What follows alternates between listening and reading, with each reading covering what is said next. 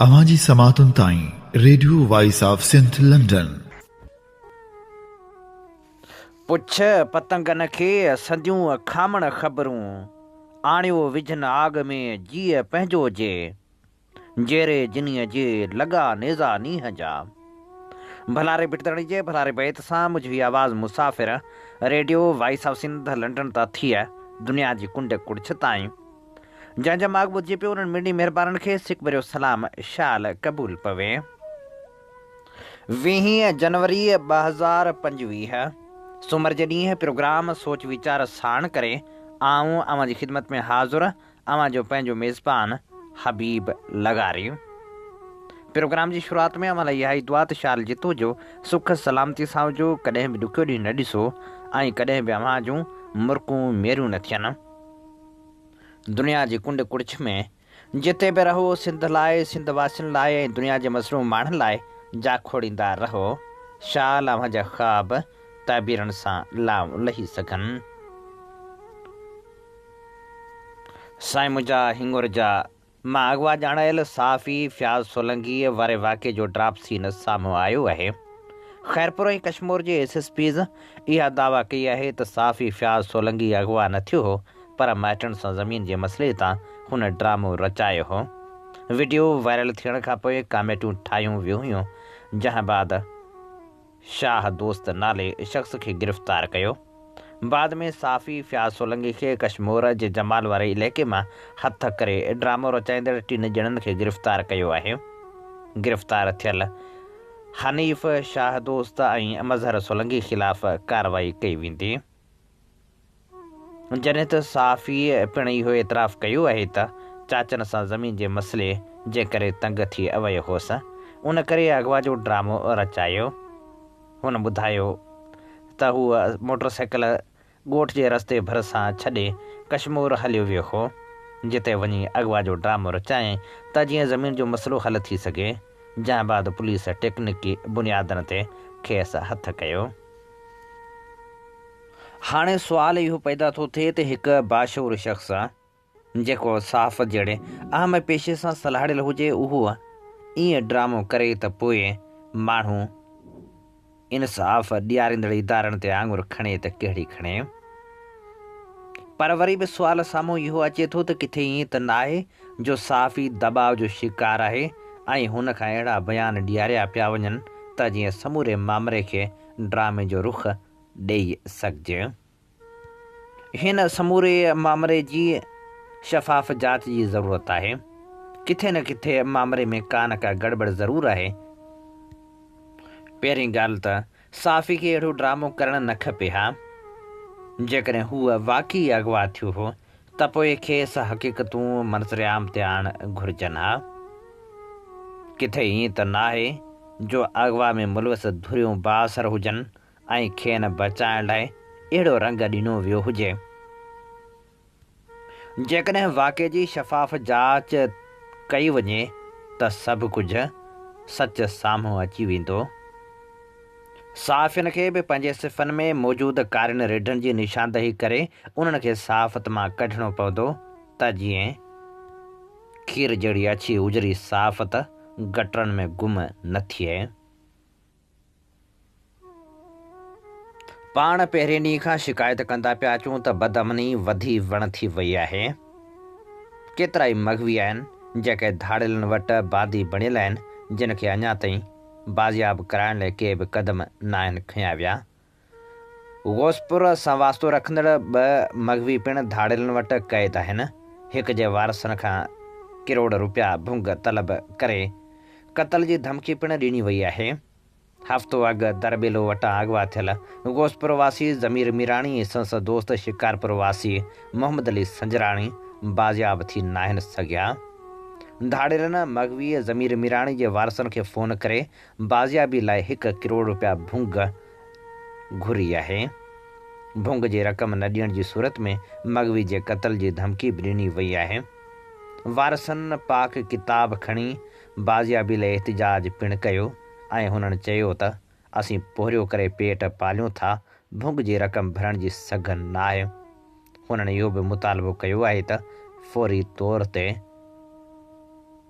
ॿिन्ही मग़वियुनि जी बाज़ियाबी लाइ क़दम खंया वञनि। अवां जी समातुनि ताईं Radio voice of Sindh London. हीअं ॿुधी रहिया आहियो Radio voice of Sindh London. अवां जी ख़िदमत में प्रोग्राम पेश कयो पियो वञे सोच वीचार जे हिन सफ़र में आऊं अवां सां मुखातिब आहियां जो पंहिंजो मेज़बान हबीब लगारी। हक़नि जी हासिलात लाइ जॾहिं बि के एहतिजाज थिया आहिनि त उन्हनि ते हुकूमत ताक़त जो इस्तेमालु ज़रूरु कयो आहे। कराची में 2 ॾींहं पहिरियां बलोच यकजहती कमेटी पारां रैली कढी वई त रैली खे पुलिस रोके वरितो। दाल बदीन में 25 जनवरी ते ऐलानियल राजी मची जे सिलसिले में बलोच यकजहती कमेटी पारां लियारी में रैली कढी वई। रैली मीरान नाके वटि पहुती त पुलिस ऐं कारकुननि विच में चकरियूं थी पियूं, जंहिं ते पुलिस लठबाज़ी बि कई। समीदीन बलोच ऐं लाला वहाब समेत 25 खां वधीक कारकुननि खे गिरफ़्तार करे मुख़्तलिफ़ थाणनि ॾांहुं मुंतक़िल कयो वियो। कराची में बलोच यकजहती कमेटीअ जी रैली ते थियल लठबाज़ी जी एमनेस्टी इंटरनेशनल समेत मुख़्तलिफ़ तनज़ीमनि पारां मज़मत बि कई वई आहे ऐं मुतालबो कयो वियो आहे त औरतुनि समेत जेके बि बलोच यकजहती कमेटी जा अॻुवान गिरफ़्तार थिया आहिनि उन खे फौरी तौर ते आज़ादु कयो वञे।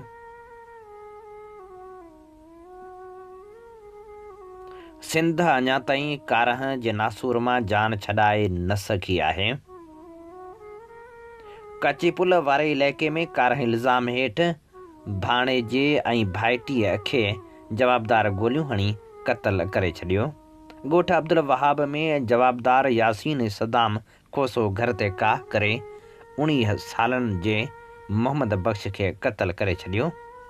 साॻियनि जवाबदारनि ॻोठ ख़ुदादाद खोसो में 20 वरनि जी भाइटी रज़िया खोसो खे क़तल कयो। जवाबदार यासीन खोसो पाण मुरादो गिरफ़्तारी पेश कई। नारी ऐं नौजवान जा लाश तहवील में वठी ज़रूरी कार्रवाई बाद वारसनि हवाले ते कया विया, पर सवाल इहो आहे त आख़िर कारह जी कुधी रस्म अञा केतिरियूं हयातियूं गड़काईंदी। जॾहिं त पीरसन मियां बख्श चयो आहे त जवाबदारनि मुंहिंजे पुटु मोहम्मद बख्श खे नाहक क़तल कयो आहे, मूंखे इंसाफ़ ॾियारियो वञे। सवाल इहो आहे त इंसाफ़ मिलंदो या न, या वरी कारह तकरार हेठि थींदड़ इहे क़तल वरी कंहिं जरगे जे वर चढ़ी वेंदा ऐं वरी को ॿियो क़तल थींदो। कारह जी कुधीअ रस्म हेठि थींदड़ क़तल वारा वाक़िया रोकण लाइ हुकूमत अञा ताईं के बि क़दम नथी खणे। ज़रूरत इन ॻाल्हि जी आहे त फौरी तौर क़दम खंया वञनि। इन सिलसिले में हुकूमत खे पिणु कानून साज़ी कंदे कारह इल्ज़ाम हेठि क़तल वारनि वाक़िअनि खे संगीन जुर्म करार ॾेई सख़्त सज़ाऊं मुक़ररु करणु खपनि त जीअं को बि फ़र्द कंहिंजी हयाती खसण खां अॻु में 100 भेरा सोचे। सिंध हूं त केतिरनि मसइलनि खे मुंहुं ॾेई रही आहे, पर कारपोरेट फार्मिंग वारो मसइलो इंतिहाई नुक़सानकार आहे। कारपोरेट फार्मिंग सां थींदड़ सिंध जो नुक़सान जे उनवान हेठि एज़ाज़ पीरज़ादो लिखे थो, सिंध जेका पंहिंजी ज़रख़ेज़ ज़मीन क़दीमी सक़ाफ़त ऐं तारीख़ी विरसे जे करे दुनिया में पंहिंजी मुनफ़रद सुञाणप रखे थी, अॼुकल्ह हिकु इंतिहाई ख़तरनाक सूरतहाल खे मुंहुं ॾेई रही आहे। कारपोरेट फार्मिंग, सिंधु दरिया ते कैनाल जी तइमीर जो मनसूबो ऐं क़दीमी मागनि खे ग्रीन टूरिज़म जे नाले में फ़ौज हवाले करण जहिड़ा क़दम न रुॻो सिंध जे ज़मीनी ऐं मुआशरती ढांचे खे मुतासिर करे रहिया आहिनि, पर उन जे सियासी ऐं सक़ाफ़ती मुस्तक़बिल ते बि घाटो असर विझी सघनि था। कारपोरेट फार्मिंग जो मफ़हूम इहो आहे त ज़रई ज़मीनूं वॾे पैमाने ते कमर्शियल कंपनियुनि हवाले कयूं वञनि, जेके जदीद तरीक़नि सां आबादियूं कंदा, पर सिंध में उनजो मतिलबु आहे नंढनि आबादगारनि ऐं हारियुनि खां संदनि ज़रई ज़मीनूं खसणु ऐं उन्हनि खे वॾियुनि कारपोरेशन जे हवाले करणु। हीउ निज़ाम न रुॻो सिंध जी ज़रई मईशत खे तबाह कंदो, पर रिवायती हारियुनि जे रोज़गार ऐं ज़िंदगी ते पिणु वॾो असरु छॾींदो।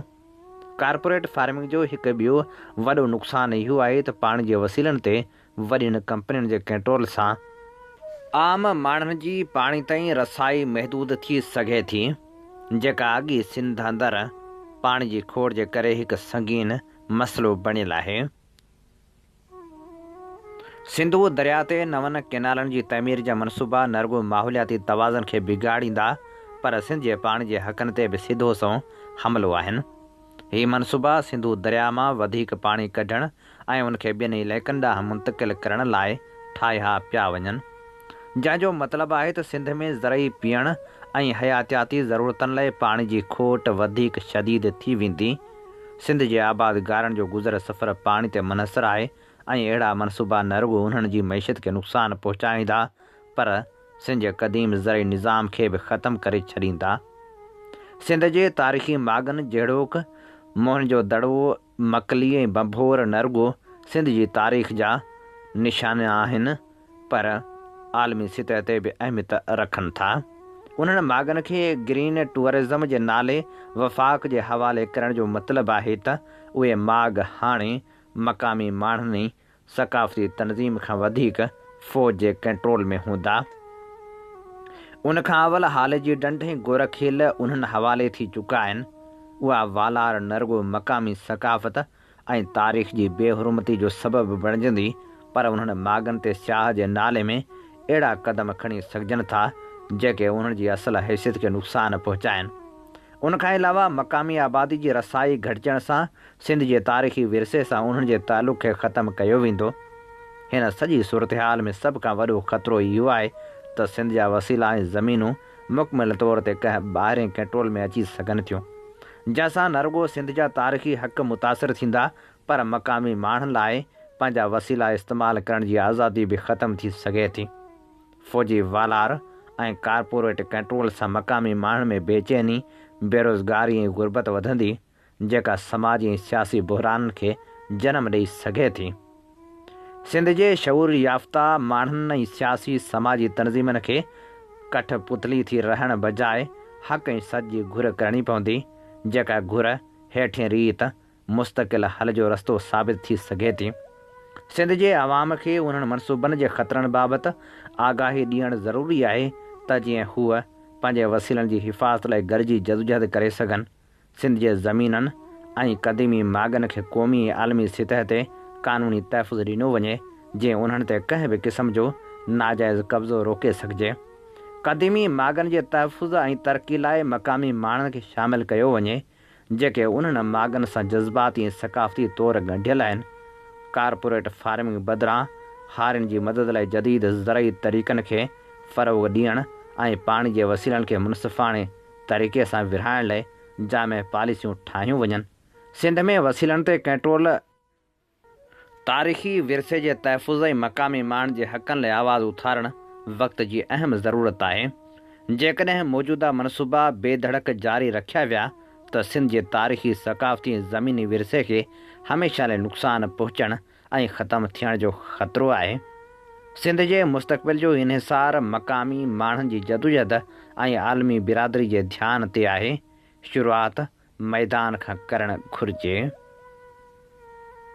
हीअ असीं अव्हांजी ख़िदमत में पेश करे रहिया हुआसीं एज़ाज़ पीरज़ादे जो लिखियलु लेख। प्रोग्राम सोच वीचार में हाणे शामिल करियूं था सिंध में थींदड़ सक़ाफ़ती, अदबी ऐं सियासी तक़रीबनि जो अहवाल।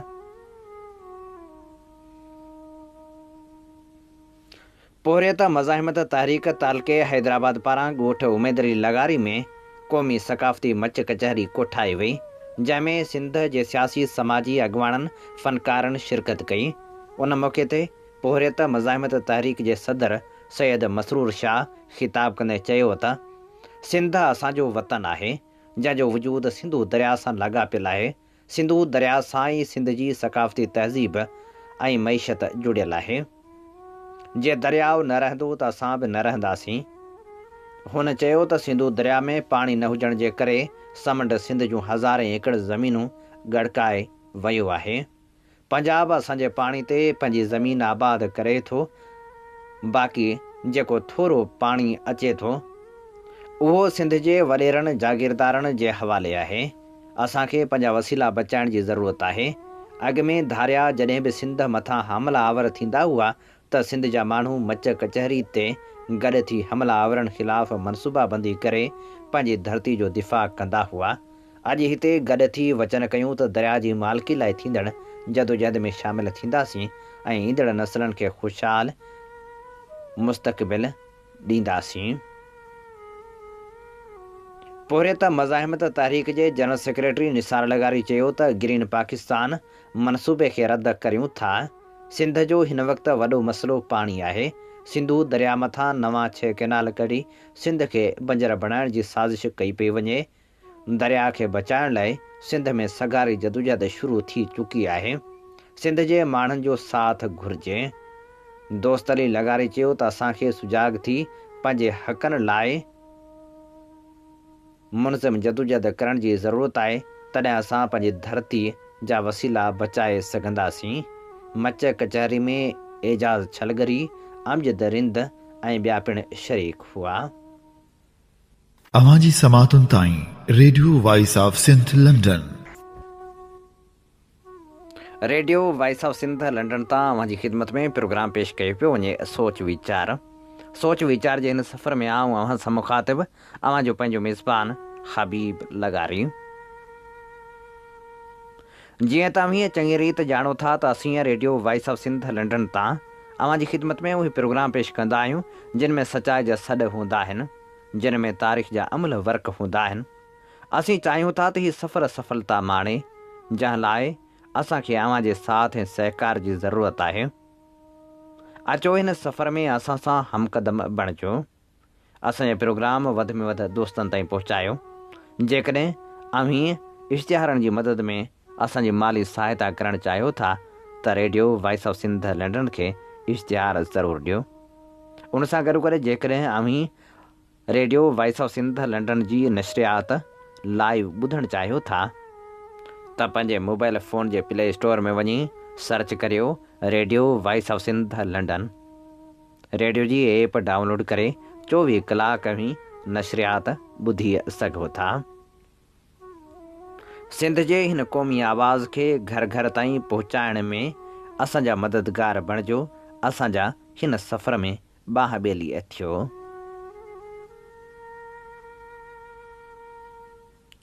पंहिंजो पाण ॿियनि ऐं दुनिया जहान लाइ नेठ छा कजे ऐं कीअं कजे जे उनवान हेठि नाम्यारो लेखक ऐं ज़रई माहिर मिठल जसकाणी लिखे थो। वक़्त जी तक़ाज़ा इहा आहे त कुझु पल पंहिंजो पाण मां निकिरी पंहिंजे ज़ाती ख़फ़नि मां पाण खे आजो करे दुनिया जहान खे ज़हन में रखी आलमी सूरतहाल बाबति ॼाणणु ऐं उनखे सम्झण जी कोशिशि करणु घुरिजे। छो त हिन वक़्तु दुनिया में शायदि कंहिंखे बि ख़बर न आहे त छा थी रहियो आहे, छा थियण वारो आहे, छा थींदो। ख़बर सिर्फ़ु इहा थी पवे त छा थी वियो। अहिड़ी गैर यकीनी आलमी माहौल में घटि में घटि हिक ॿिए सां यानी वेझनि अज़ीज़नि ऐं वेझनि दोस्तनि सां त कूड़ न ॻाल्हाइणु घुरिजे। कंहिंसां बि का चालाकी या का ठगी न करणु घुरिजे। बेसबब मगी न कजे। कंहिं बि ॿिए खे का तकलीफ़, को ॾुख, को दोखो न ॾिजे। कंहिंजी बि दिलि आज़ारी न कजे। सुतल माण्हूअ मुअल मिसल, निंड आहे निभाग, जाग आहे भाग। जागंदे पाण पंहिंजे लाइ छा था करियूं। पाण जेको कुझु बि करियूं था उन मां पंहिंजी ज़ात लाइ केतिरो ऐं छा था करियूं। पंहिंजनि जे लाइ केतिरो ऐं छा, आम जे लाइ केतिरो ऐं छा, कंहिं ख़ासि लाइ केतिरो ऐं छा था करियूं। पंहिंजे भले या बुरे, सुठे या ख़राब जो असरु पाण ते ई पवंदो आहे। पंहिंजनि सुमेत परावनि ते पिणु पंहिंजे सुठे या ख़राब, भले या बुरे जो बि असरु पवंदो आहे। जेको ॿियनि ते असरु पवे थो उन असर जी मोट पाण खे मिले थी त पाण ते इज़ाफ़ी भलो या वधीक बुरो, सुठो या ख़राबु असरु पवे थो। उन करे इहो तय आहे त जेको करे थो उहो भरे थो, उहो लोड़े थो। ॿियो केरु सोचे थो या नथो सोचे, पंहिंजे पाण खे अॻे या पोइ बहरहाल सोचणो पवे थो त मूं छा कयो, उनजो नतीजो कहिड़ो मिलियो। पंहिंजे पाण सां पाण त रिआयत करे वठिबी आहे, ॿिया बि रिआयत कंदा आहिनि, पर रिआयत जी हद थिए थी। रिआयत खां वधि रिआयत केर बि न करे सघंदो आहे। पंहिंजे कए ते पाण खे पशेमान थियणो पवे थो, पर पशेमान थियण खां पहिरीं छो न जेरनि जे जहान में जेरे हुजण जो सबूत ॾिजे। छो न पंहिंजी जाग खे पंहिंजो भाग बणाइजे, ॿियनि ते भाण बदिरां पाण ते भाड़िजे। उहो कुझु कजे जेको कमु अचे। पाण जेकॾहिं कंहिंजो ठीको न खंयो आहे त पंहिंजो बि कंहिं ठीको न खंयो आहे। इहो निढड़ो सच पाण खे सम्झणो पवंदो। पंहिंजे पराए जी परख करणी पवंदी। ठॻीअ कंदड़नि खे बि सुञाणणो पवंदो। मोहबतूं ऐं ख़लूस अर्पींदड़नि खे बि परखणो पवंदो। सॼण सिर्फ़ु सॼण रहनि था, सॼण सुञाणणा पवनि था। न माण्हू खरण जी मुंद, न माण्हू सुधरण जी मुंद। खरण में बि हथ ॿियनि जो, सुधरण में बि हथ ॿियनि जो। को अणसुधरियल सुधरी पवे थो, को सुधरियल खरी पवे थो। केरु छा थो करे इहो करण वारे ते, केरु छा थो खाए उहो खाइण वारे ते। कुझु करण खां अॻु, कुझु खाइण खां अॻु वीचारजे ज़रूरु। छो त सुठे या ख़राब जो ॿियनि ते पोइ पहिरीं करण वारे या खाइण वारे ते असरु पवंदो। ॾेखाव मां छा वरंदो, ॾुख ॾियण मां छा थींदो। जहिड़े ॾुख ॾियण जी करियो था कोशिश, तहिड़ा थी पवण जी करियो अमली कोशिश। पढ़ो, महिनत करियो, पाण ते आङुर खॼण बिना हासिलु करियो। पाण ठाहियो, पंहिंजो नालो कमायो। बदनाम थियणु नालो कमाइण न आहे। हिमत ऐं हौसले सां, नेक नियती ऐं सचाई सां, मोहबत ऐं ख़ुलूस सां मोहबतूं माणे मान वारा थी पवण जी हर मुस्बत कोशिशि करियो। ॾुख ॾियण मां न कुझु वरियो, न कुझु वरंदो। केरु छा बि करे थो, पंहिंजे लाइ त करे थो, पंहिंजनि लाइ बि करे थो। नफ़ो तोड़े नुक़सान पाण खे बि थिए थो, पंहिंजनि खे बि थिए थो। केरु छा बि लिखे थो, पंहिंजे लाइ त लिखे थो, पढ़ंदड़नि लाइ बि लिखे थो। नफ़ो तोड़े नुक़सान लिखंदड़ खे बि थिए थो, पढ़ंदड़ खे बि थिए थो। माण्हू हिन में आहे त पंहिंजी मर्ज़ी बि हलाइजे, ॿिए जी मर्ज़ी खे पिणु ज़हन में रखिजे। भले करियो हिक ॿिए खे ख़ुशि करण जूं ॻाल्हियूं, अक्सरियत थी करे ॿियनि खे वेढ़ाइण जूं ॻाल्हियूं। फिटाइण पुठियां हिकांदा ठाहिण वारा ॻोल्हणा पवनि था। किथे ठहियल फिटी पवंदा आहिनि, किथे फिटियल ठही पवंदा आहिनि। इहो बि को शायदि दस्तूर आहे दुनिया जो। निंढपिण खां पाण जंहिं बि उमिरि में आहियूं, पंहिंजी उमिरि ताईं जीअं जीअं पाण ॾिठो, जीअं ॿुधो ऐं पढ़ियो, जीअं महसूसु कयो, जीअं कुझु बि सम्झो या सम्झी न सघिया आहियूं, तीअं थी पिया आहियूं। हुजण कहिड़ा घुरिजूं, हुजण जहिड़ा कीअं थी पऊं। माण्हू जे मुंहं मां, मिलण ॻाल्हाइण ऐं वर्ताव मां, चिठे पाठे मां लिखियल पढ़ियल हुजण जो अंदाज़ो थिए थो। ॾाहप ॾिसण में अचे थी। कंहिंखां कहिड़ी सलाह वठिजे बि या न, कंहिंखे कहिड़ी सलाह ॾिजे बि या न। सलाह जो अञा वक़्तु आहे या उहो वक़्तु वियो गुज़री। वक़्तु गुज़रण बावजूदि गुज़रंदो न आहे, बीही रहंदो आहे। बीठल वक़्तु ध्यानु घुरे थो, ध्यानु ॾियण वारे जी घुर पूरी करे थो। वक़्त जी तक़ाज़ा इहा आहे त पंहिंजो पाण ते, पंहिंजी ज़ाती तरजीह ते, दुनिया जहान ते वीचारींदे आलमी तनाज़ुर में तइ कजे त पंहिंजो पाण ॿियनि दुनिया जहान लाइ नेठि छा कजे ऐं कीअं कजे। हीअ ख़ूबसूरत लेख असीं अव्हां जे समातनि जी नज़र करे रहिया हुआसीं, जेको लिखियलु हो नाम्यारे लेखक ऐं ज़रई माहिर मिठल जसकाणी जो। अव्हां जी समातुनि ताईं Radio voice of Sindh London. Radio voice of Sindh London तां अव्हां जी ख़िदमत में प्रोग्राम पेश कयो पियो वञे सोच वीचार जे हिन सफ़र में आऊं अव्हां सां मुखातिब, अव्हां जो पंहिंजो मेज़बान हबीब लगारी। अॼु नाम्यारे सियासतदान ऐं बरखडाहे रसूल बख्श पलीजे जी सालगिरह मल्हाई पई वञे। सालगिरह जे मौक़े ते खेसि भेटा पेश करण लाइ असीं अव्हां जे समातनि जी नज़र करियूं था नाम्यारे लेखक ऐं दानिश्वर जामी चांडीअ जे लिखियल लेख मां चूंड वर्क। फ़र्द समाज जो निहायत अहम हिसो आहे।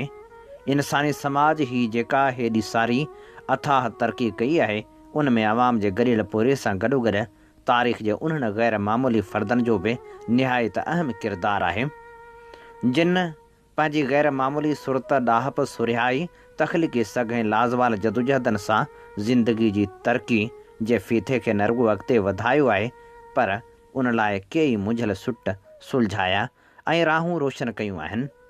रसूल बश पलिजो बि अॼोकी सिंध जो हिकु अहिड़ो ई बाज़मीर अणविरच ऐं ग़ैर मामूली किरदारु आहे।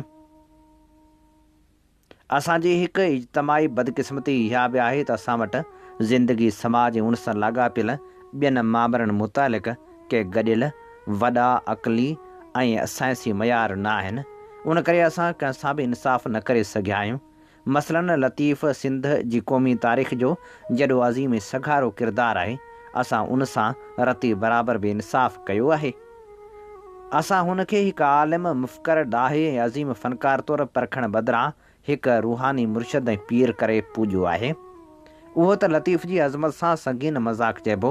उन करे असां या त शयुनि खे रुॻो पूॼियो आहे या धिकारियो आहे। उन करे रसूल बश पलिजो हुजे या शेख अयाज़, मोहम्मद इब्राहिम जोयो हुजे या मोहम्मद उस्मान डीपलाई, ज़ुल्फ़कार अली भुट्टो हुजे या GM सैयद, उन्हनि सभिनी मुतालिक़ तॾहिं इंसाफ़ भरी ईमानदाराणी ऐं जाइज़ राय ॾेई सघिबी जॾहिं उन्हनि समाजी ऐं नफ़्सियाती बीमारियुनि में वरतल जागीरदारी सोच जे रुजत पसंद ऐं मनफ़ी क़दरनि खां पाण बचाइबो, जॾहिं उन्हनि जी परख शख़्सियत परस्ती, मुबालगा आराई, तासुब ऐं अहिड़ियुनि ॿियनि अकीचार मनफ़ी रवैयनि खां मथां उथी संदन असल किरदार ऐं कार जे बुनियाद ते कबी। आउं पाण खे उन माना में सचपच ख़ुशनसीब सम्झंदो आहियां जो मूंखे हिकु अहिड़े आला पाए जे मुफ़्कर ऐं ॾाहे माण्हू सां ज़िंदगी जो ॻिच अरसो गॾु गुज़ारणु, साणस बेशुमार इल्मी अदबी ऐं सियासी कचहरियूं ऐं बहस करण खांसि सिखणु ऐं संसि गुनागुन तजुर्बनि ऐं मुशाहिदनि मां पिराइणु ऐं कंहिं सम्झण ऐं परखण जो मौक़ो मिलियो आहे। उन तजुर्बे ऐं मुशाहिदे जे आधार ते आऊं इहो चवणु ऐं इज़हार करण में का बि हबक महसूसु नथो करियां त रसूल बश पलिजो अॼोकी सिंध जो हिकु अहिड़ो ग़ैर मामूली बाज़मीर अणविरच ऐं सघारो किरदारु आहे जंहिं सिंधी समाज खे बका जी जदोजहद ऐं तरक़ी जा नवां ढंग गस ऐं पेचरा ॾसिया आहिनि। रसूल बश पलिजो जेको पंहिंजी ग़ैर मामूली इल्मी बसीरत सुरत ॾाहप ज़िंदगी जा लतीफ़ मुशाहिदे गहरे ऐं घण तरफ़े मुताले सबबि सिंधी माण्हुनि सिंध जी आज़ादी बका ऐं ओसर जी जदोजहद जो मुनफ़रद तस्वर रखे थो।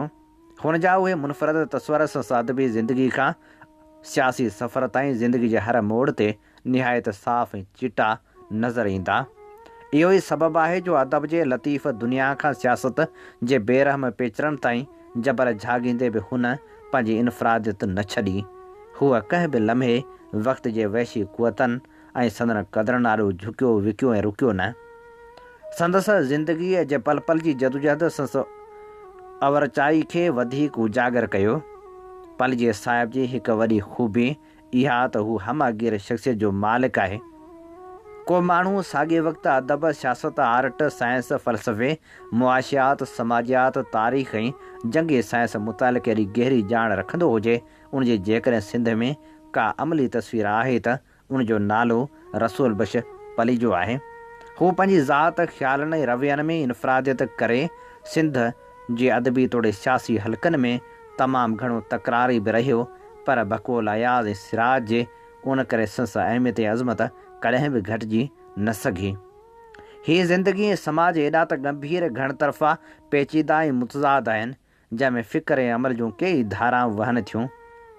सोचनि ऐं ख़्यालनि जो गॾिजणु ऐं टकराइजणु फितरत जो हिसो आहे।